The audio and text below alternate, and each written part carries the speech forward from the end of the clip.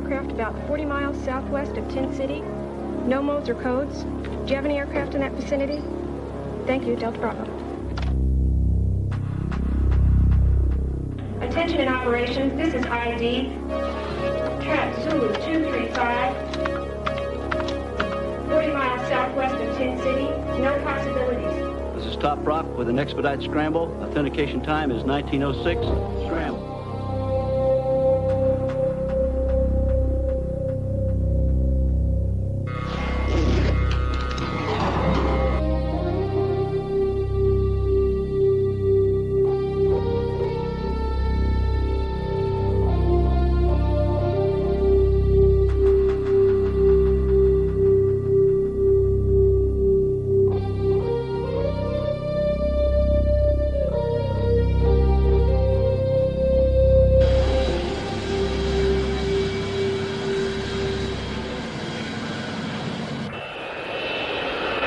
Arguably the best air superiority fighter available to anyone, anywhere in the world, is the F-15.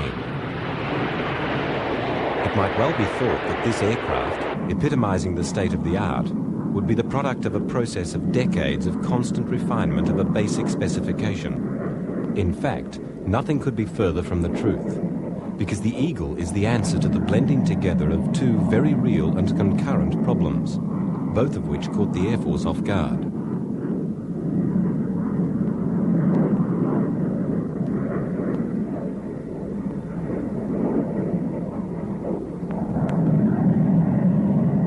The air war in Vietnam echoed a message that the Zeros of World War II and the MiG-15s of Korea had already proclaimed, that fighters must be able to fight other fighters. American fighter procurement till that time had provided the Air Force with two sorts of fighter aircraft. Planes that were excellent interceptors, able to cut off and destroy incoming enemy bombers, but not truly capable of taking on enemy fighters in a dogfight. Or planes that were excellent fighter bombers, aircraft that could fly at great speed and carry a very large and versatile weapons load, but again could only take on enemy fighters with the aid of heavy and expensive avionics and missilery.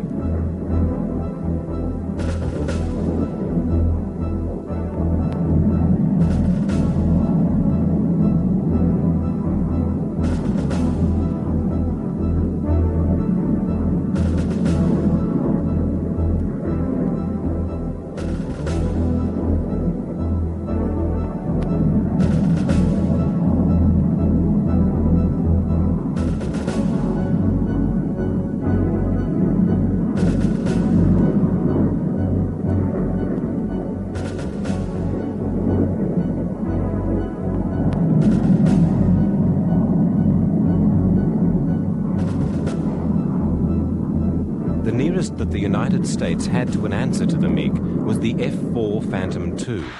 But even this superb aircraft was an ill match for the Russian-built planes in a dogfight. It achieved its excellent results through its superior avionics and with the standoff ability supplied by the second crew member with his weapons arrays. In Vietnam, it was the US Air Force's best fighter, with its great speed and the phenomenal lifting power and dependability of two engines. But even this aircraft could not outmaneuver the much lighter and often much older aircraft used by the North Vietnamese. The other alarming problem confronting the Air Force in the mid-60s echoed that presented by the first B-17s in the 1930s, a bomber that could outfly any operationally deployed US fighter. Once again, the plane in question was American. In the mid-50s, the American Strategic Air Command issued a specification for a long-range heavy bomber that could travel comfortably at 2,000 miles per hour. This target was thought to be hypothetical only and not achievable, but nevertheless, it produced one of the most remarkable aircraft of all time, the XB-70 Valkyrie. This brilliant design rose into the air in the early 60s, utilizing almost every scrap of new technology available to the aerospace industry.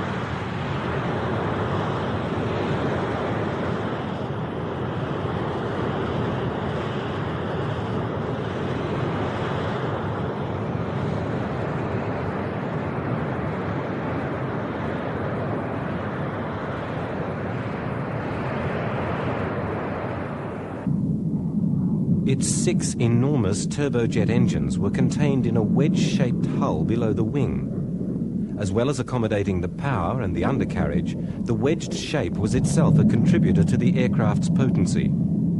At the speed of sound, this shape forced the shockwave outwards from the fuselage, a phenomenon that would have been of little value had not the Valkyrie been equipped with movable wingtips, which, lowered, trapped the shockwave, gaining extra lift and speed.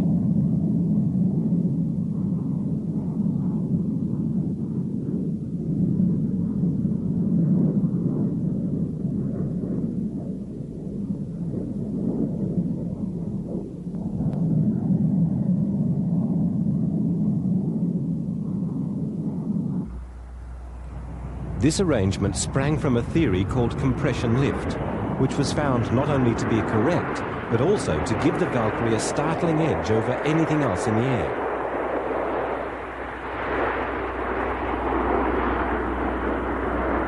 One of the many beneficial side effects of the XB-70 project was the demand that it made on construction materials, with the challenges of tolerance to heat and stress that came with speeds over 3 times that of sound. In reply to the test, the aerospace industry produced new materials and new ways of forming them, like the honeycomb sandwich, giving lightweight, extreme strength, and, where necessary, flexibility.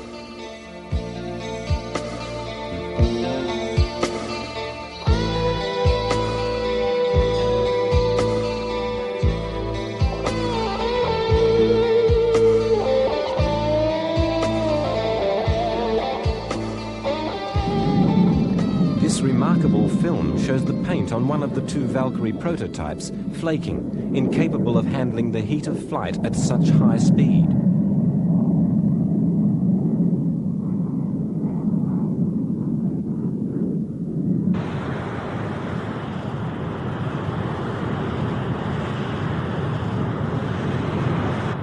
For Russian strategists, the development of this plane must have been an immediate significant threat, in that they had no way of confidently shooting it down, reflecting a shortfall in their missile and fighter capability.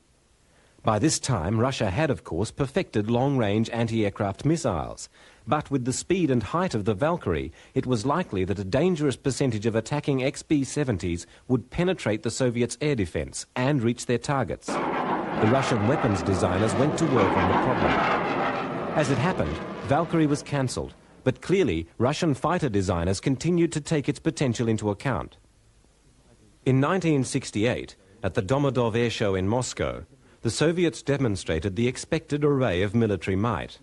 But at the end of the show, as a finale, 3 massive jet aircraft appeared and streaked across the sky. The crowd of foreign observers at the display was stunned by the size and apparent performance of the aircraft.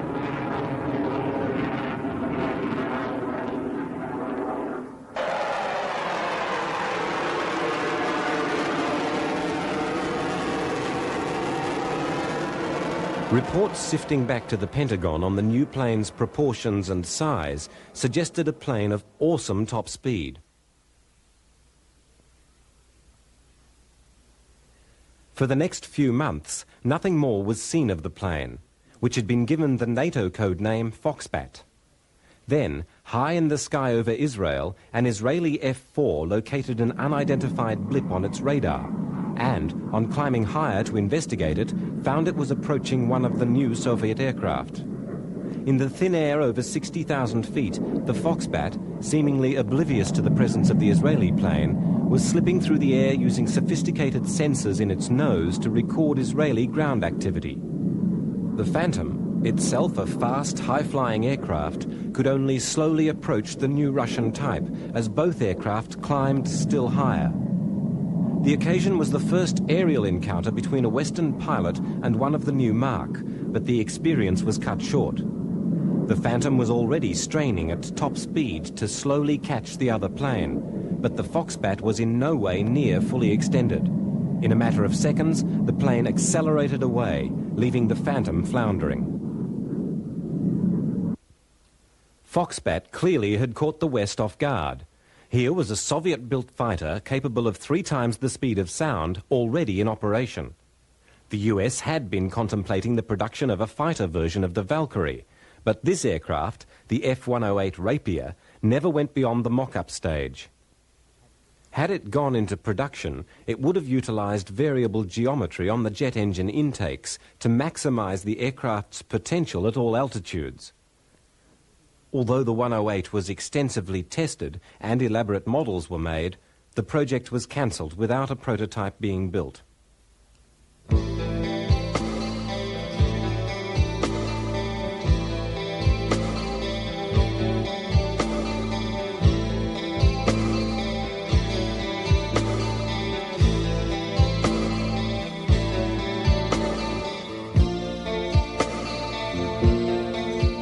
Possibly one reason behind the demise of the Valkyrie and the Rapier was the fact that the US already had a Mach 3 fighter available to it and flying in the form of the YF-12.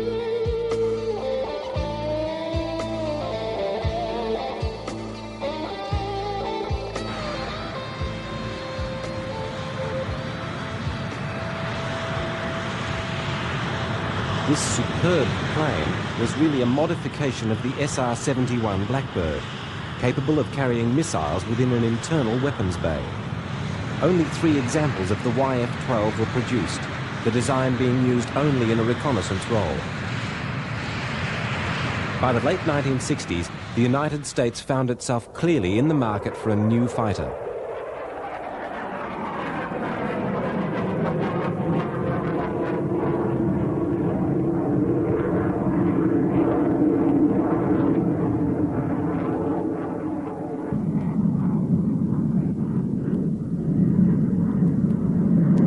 Some time previously, the McDonnell Company had been developing designs to fill the high-performance fighter role. Some would have variable geometry of the wings, and some utilize new shapes. But by 1969, they had settled on a basic design which walked away with the Air Force experimental fighter competition, with an order for 20 F-15s going to McDonnell on the 1st of January 1970. By the time the F-15 project was underway, the company had merged with one of its competitors to become the giant McDonnell Douglas. McDonnell was a relative newcomer to the aviation business. Established just 3 months before the outbreak of World War II, it used more of its wartime capacity to make parts and sub-assemblies for other aircraft companies. Poetically enough, among them was Douglas, which by that time was a well-established aircraft manufacturer, producing planes from the 1920s onwards. However, McDonnell Aviation, although a much smaller company, quickly gained a good reputation for reliability under the leadership of its founder, James McDonnell. Mr. Mack believed heavily in the team spirit, and this clearly gave results when it came to production. The first plane that McDonnell produced of their own was the XP-67, nicknamed the Bat. Only one example of this advanced design was ever produced, and this was to crash during its test period. But this rare film shows the concept was years ahead of its time, utilizing a fuselage that blended completely with wing and engine nacelles. 30 years later, well into the jet age, this concept was to become almost standard. But in 1940, some considered it too revolutionary. The Bat also had provision for placing jet engines behind 2 props, again clearly reflecting the advanced thinking of the fledgling St. Louis Aircraft Company. Although the Bat did not proceed, the team that had conceived it obviously impressed the military.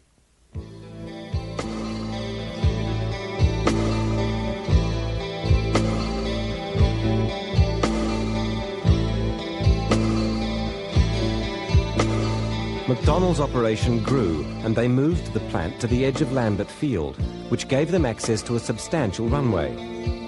The company was determined to stay at the forefront of the new technology that was emerging in the post-war years.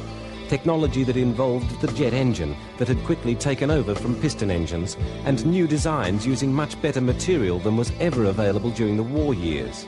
But still, bringing them together with the company's philosophy of a team approach to problems, producing a design team that quickly won the respect of the military and competitors alike.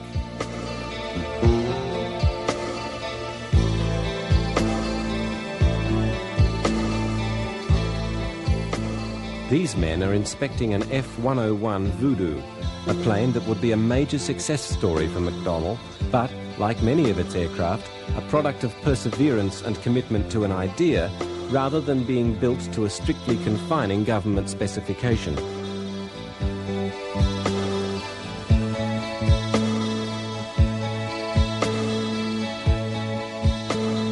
As the 50s came and went, McDonnell survived, manufacturing exclusively to fill American military requirements.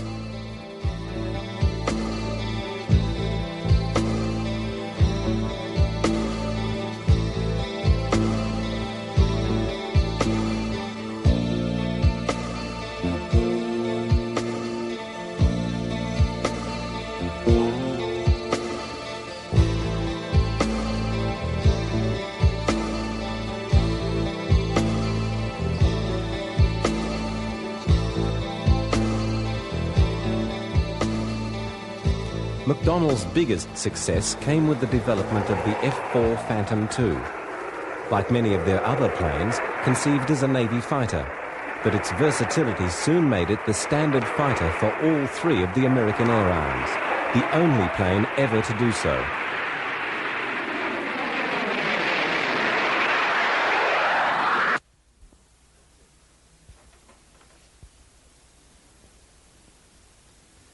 Now the St. Louis plant was to produce a new shape.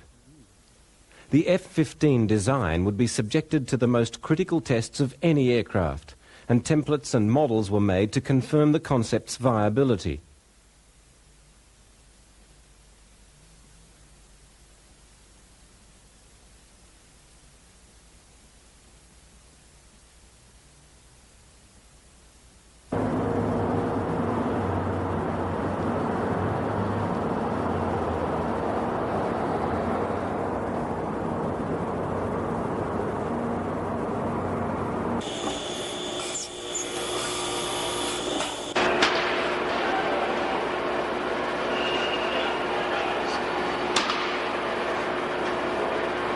Slowly, the prototype began being pieced together like a huge three-dimensional jigsaw puzzle. Testing and refining still continued as the plane evolved.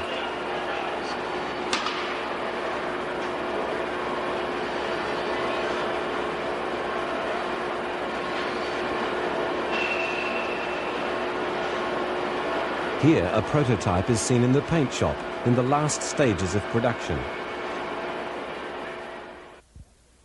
The Air Force officer in charge of the F-15 project gives his thoughts on the team effort. I have never seen a finer joint government-industry team that's organized with the technical competence to carry out the job that's been assigned to them, or to do it in a manner of close-knit teamwork.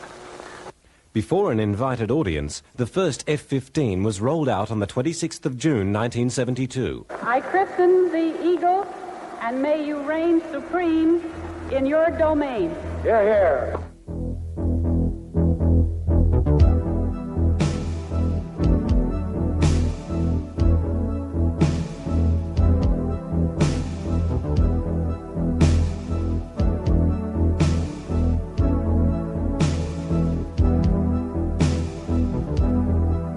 The Eagle's raised canopy gives it the best field of vision of any fighter since the Sabre.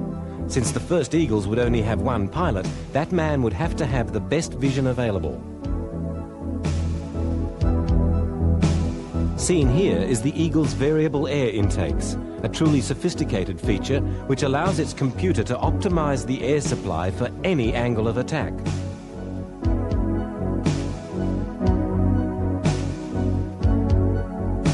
This massive air brake running down the aircraft's spine not only slows the plane, but makes it more maneuverable in certain circumstances. Being conceived from the outset as an air superiority fighter, provisions were made for built-in cannon, something the early Phantoms had been designed without.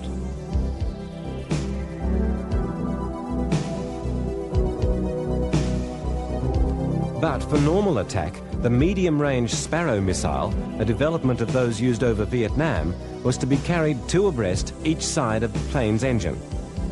The 4 Sparrows would be supplemented by 4 more Sidewinder missiles, shown here on the outside, used for short-range attack when the cannon was not suitable. Fully armed, the F-15 Eagle was a truly potent aircraft, which it was hoped could counter anything the Soviets could produce.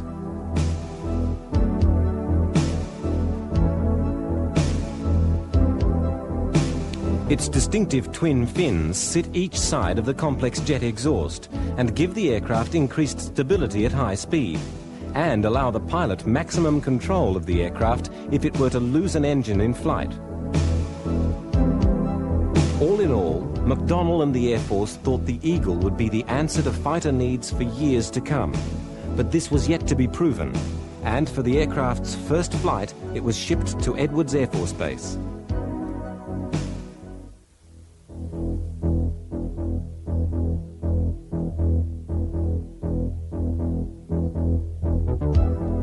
Here, the complex jet exhausts, sometimes known as turkey feathers, adjust as the engine starts for a ground test prior to its first flight.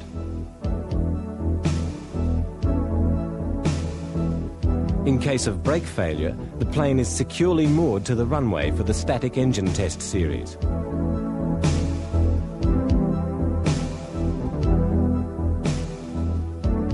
When the technicians are satisfied, the pilot, Irv Burrows, makes his inspection. You can get some indication of the aircraft's immense size as he walks up under the wing. With so much at stake, he's understandably cautious.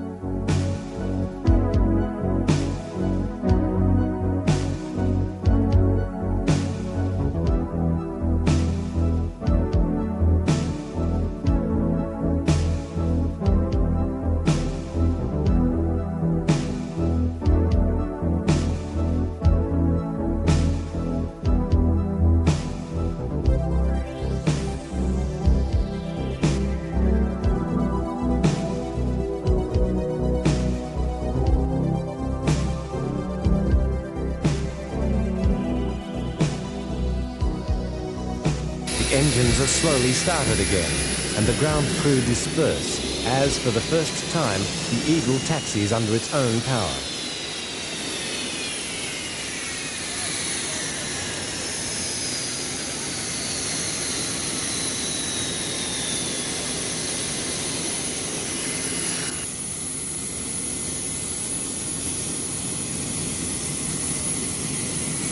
Even on the ground, the McDonnell F-15 Eagle is an impressive sight. The red markings on the wing intake tips and tails are only used on the prototype and not on the production models.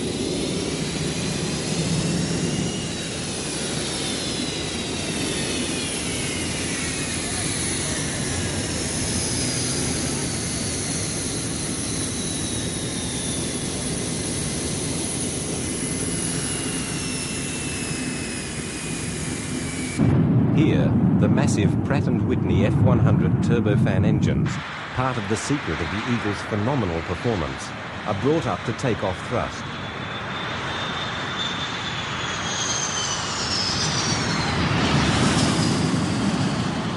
With the brakes released, Irv Burrows lifts the Eagle on its first flight. Screaming down the runway, he pulls the stick back, and Eagle number 1 is in the air.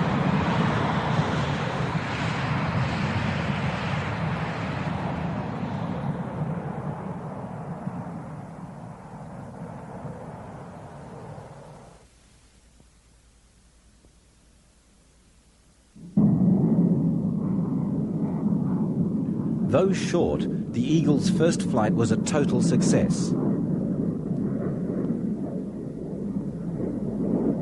With the air brake raised, the plane slows for its approach.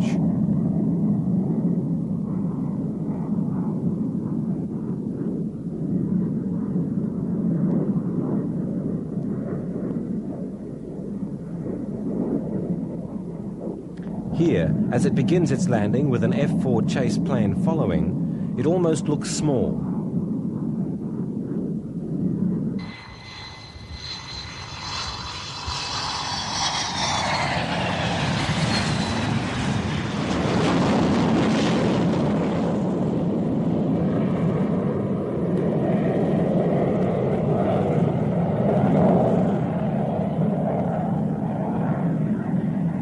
Shown again in slow motion, you can appreciate the aircraft's great size.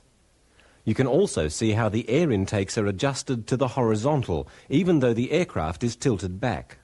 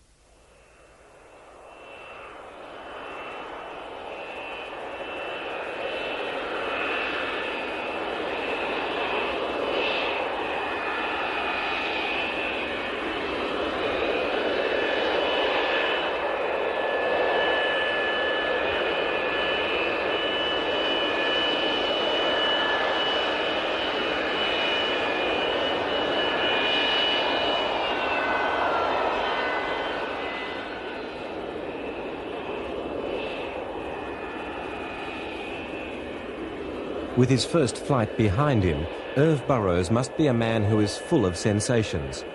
But, quite clearly, his first impression is nothing but positive. During the months that followed, the process of testing continued relentlessly, as the prototype F-15s were put through every possible role it might be expected to perform. And by late 1974, it was ready to be commissioned by the Air Force, about to become its #1 fighter.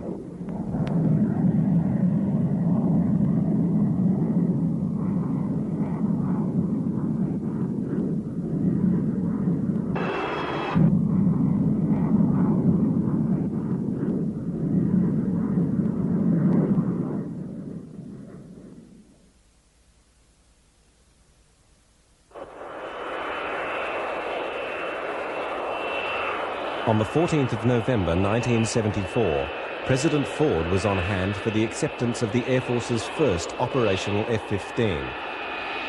Soon the F-15, slowly but steadily, was going into service.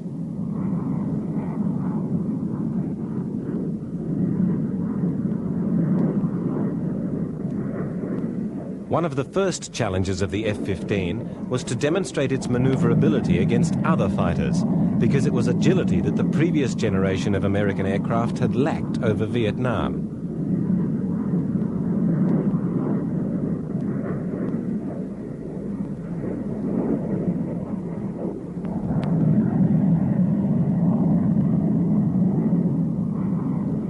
Perhaps the most agile of all American fighter aircraft after the Eagle was the Northrop F-5, a light, twin-engined and extremely clever little aircraft. In many ways, it had some of the characteristics of the MiGs over Vietnam and had been able to outfly all American fighters prior to the Eagle. In this remarkable film, the Eagle, almost twice the size of the F-5, is able to keep the smaller plane in its sight at all time. A truly impressive demonstration of the F-15's capability.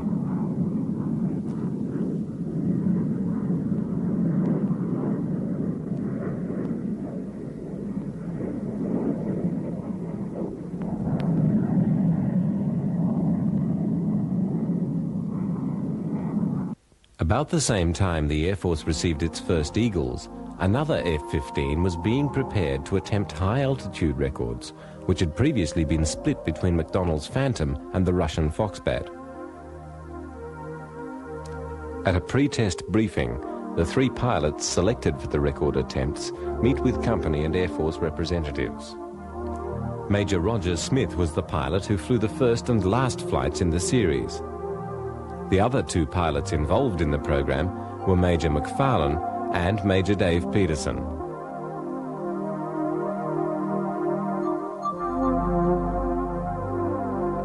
These pilots were trained for a very particular task, to go to the plane's absolute ceiling in the shortest possible time.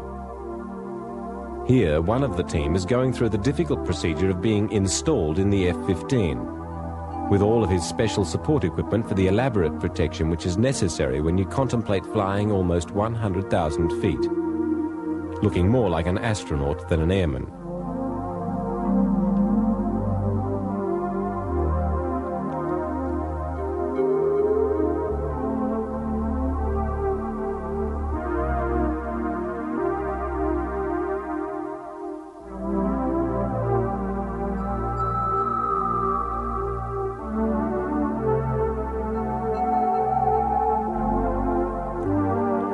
On a cold winter morning in January, the specially prepared F-15, which, to save weight, is not even painted except for the Streak Eagle badge, is rolled out onto the snow-covered runway.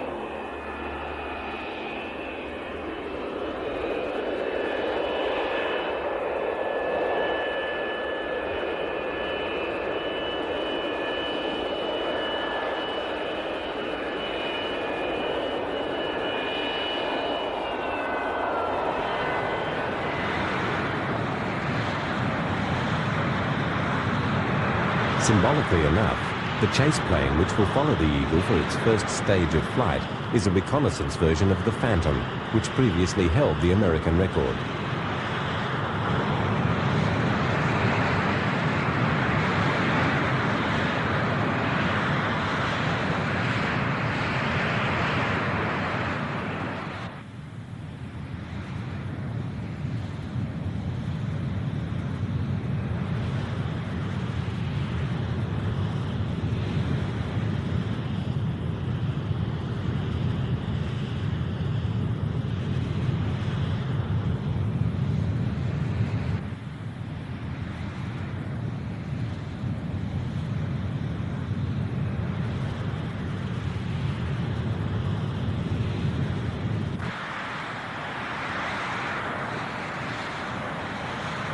The Streak Eagle test series purpose was to break a multiplicity of speed-to-ceiling records.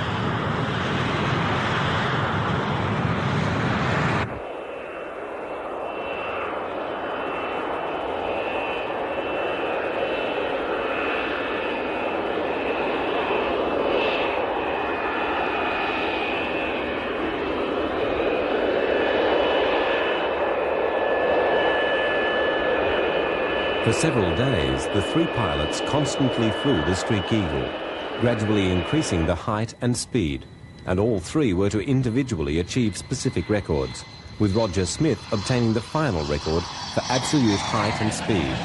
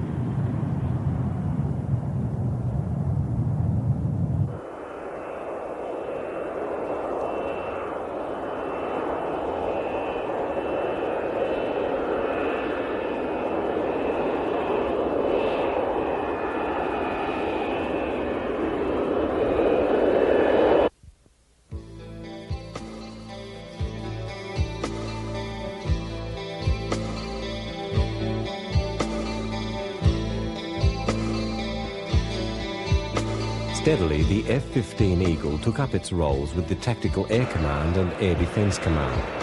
Not only the pilots, but also the ground crew had to become familiar with an aircraft as advanced as tomorrow.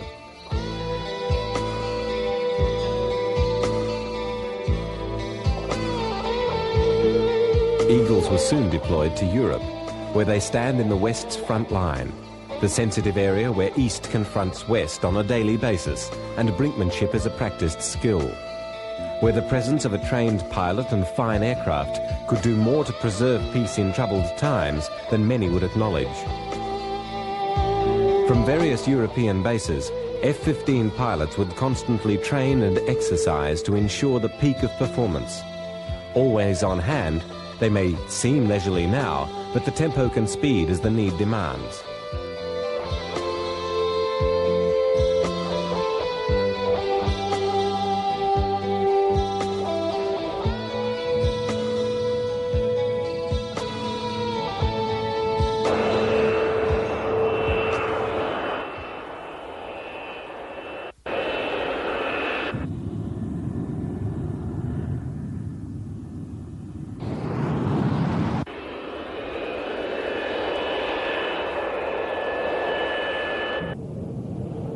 Here, several F-15s go on a standard NATO exercise, pitting their aircraft's capabilities against other Allied planes.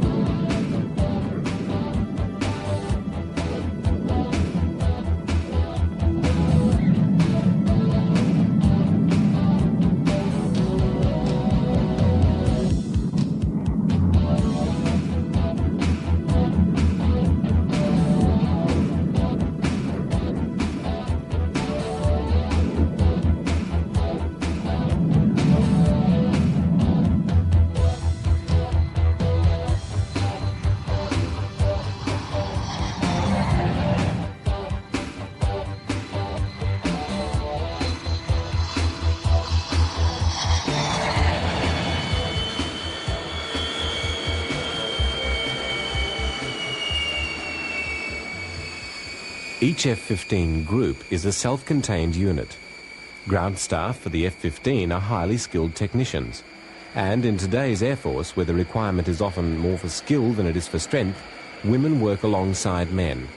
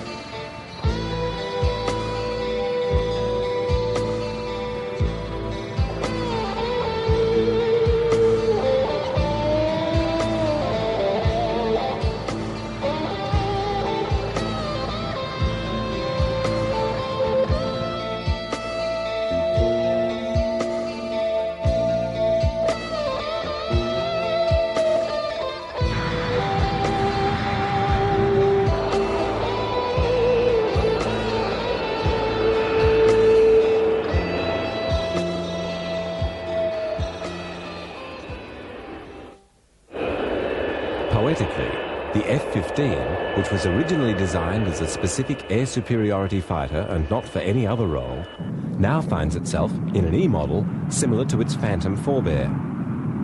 The irony of this is that the Air Force wanted and got a dedicated fighter that could beat all oncomers. Now the brilliance of the original concept has been extended so that a two-seat version, the Strike Eagle, will be able to act as a tactical bomber, carrying enormous payload, but still be able to proceed onto the fighter mission as required. Little more could be asked of any fighter aircraft than that now available from the F-15.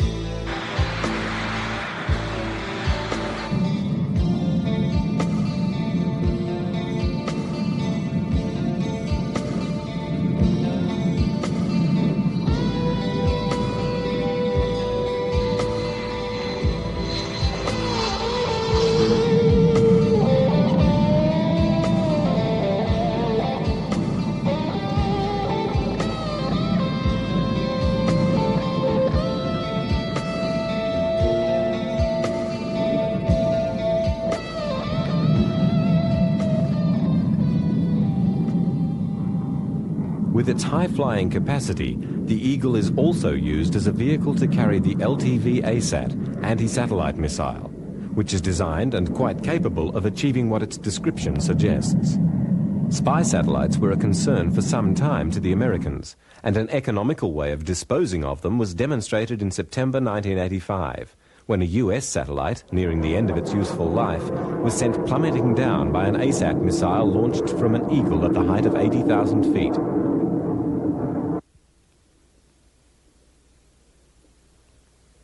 The basic design of the F-15 lends itself to considerable further development, and one approach which is being evaluated is a short takeoff and landing variant. This computer model shows how one derivative of the F-15 employs swept canards forward of the wing, giving higher maneuverability, and adjustable jet exhausts, which will alter direction of their thrust to the aircraft's requirement in any given situation. But clearly, its ancestry is the basic Eagle, still well defined. Three other nations also utilize the Eagle. Japan has approximately 100 in service, and it represents that nation's first line of aerial defense, replacing earlier F-4s. Israel also flies F-15 Eagles, and is one of only two nations to have used it in anger. Israel's F-15s have on several occasions dispatched Syrian MiGs with an almost routine efficiency.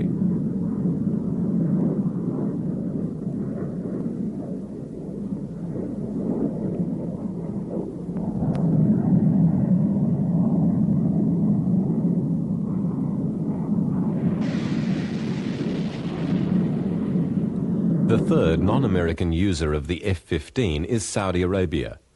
This nation's Eagles have also tasted blood in the sensitive area around the Persian Gulf. Iran, still flying F-4s purchased prior to the revolution, uses this aircraft to patrol the region, and in June 1984 a small group was sent to strike oil platforms in the Gulf.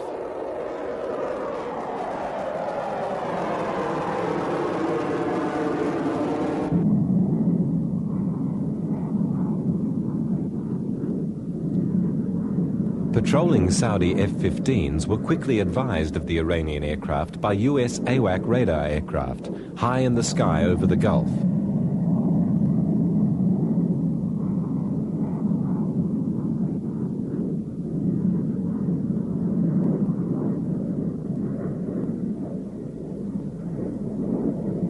Forewarned, the Saudi pilots quickly located and identified the F-4s, two of which never made it home.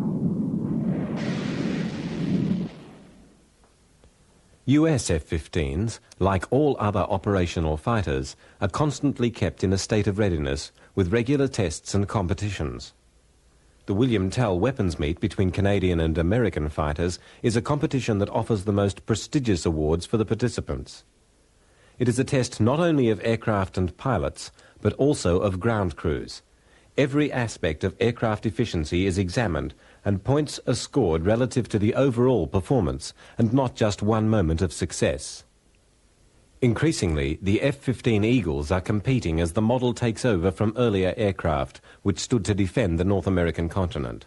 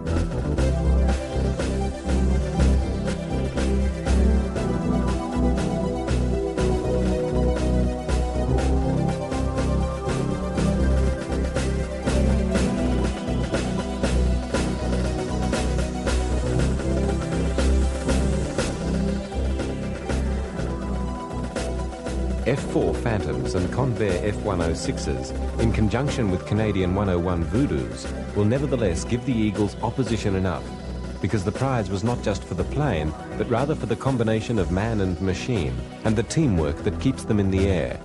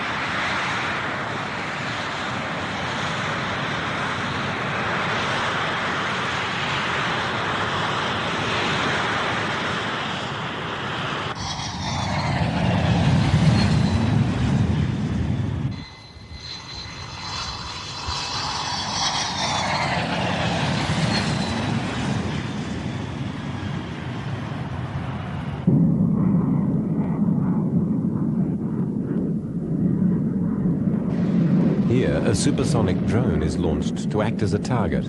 Instantly, the F-15 pilot identifies the drone on the heads-up display, and quickly a short-range Sidewinder missile is sent to seek out its prey.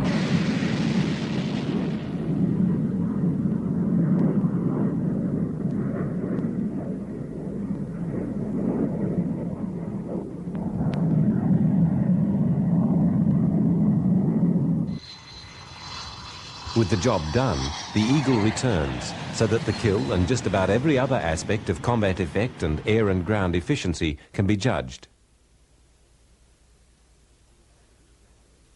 The standard of the competition is such that winning is an achievement to remember.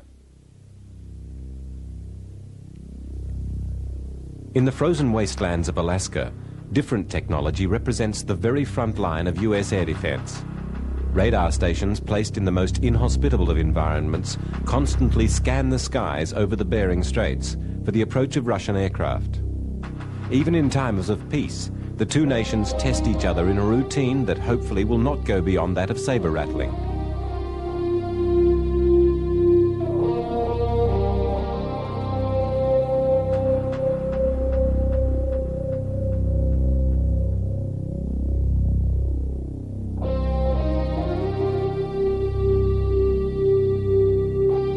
As the giant dish rotates, information on any Russian prowlers is collected and fed to patrolling F-15s.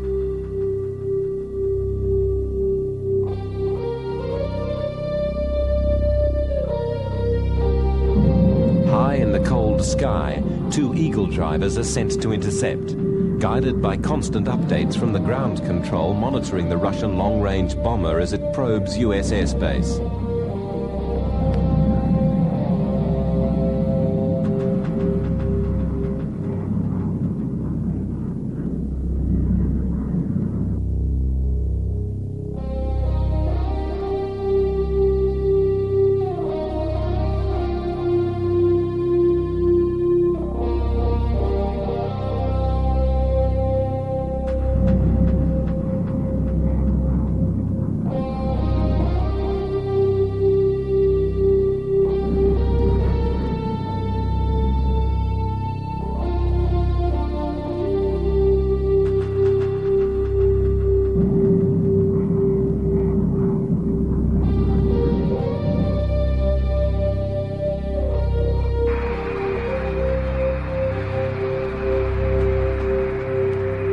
The Russians' massive turboprop aircraft, with their tremendous range, constantly keep US air defenses on their toes.